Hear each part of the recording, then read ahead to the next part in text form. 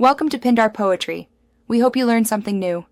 You start by confirming F&O access and sufficient margin. This unlocks derivatives trading. Once done, locate the contract symbol and expiry. These define your obligations and timeline. Make sure to verify lot size because orders are by lot, not shares, which affects required margin.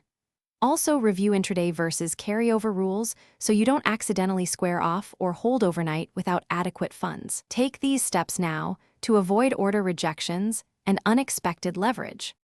You place an order by selecting the correct contract and order type. Limit gives price control while market executes immediately. Next, enter quantity in lots and choose buy or sell. Remember, selling an F&O is short exposure and requires margin upfront. Once done, preview the order to confirm price, quantity, and required margin. This prevents mistakes. Use alerts for target prices and monitor the position in the Positions tab so you can adjust or exit based on real-time P&L. You close positions by placing the opposite trade or using exit buttons. Do this before expiry unless you intend to roll over. Once closed, reconcile realized P&L in the tradebook and check settlement to ensure funds update. This explains cash flow timing.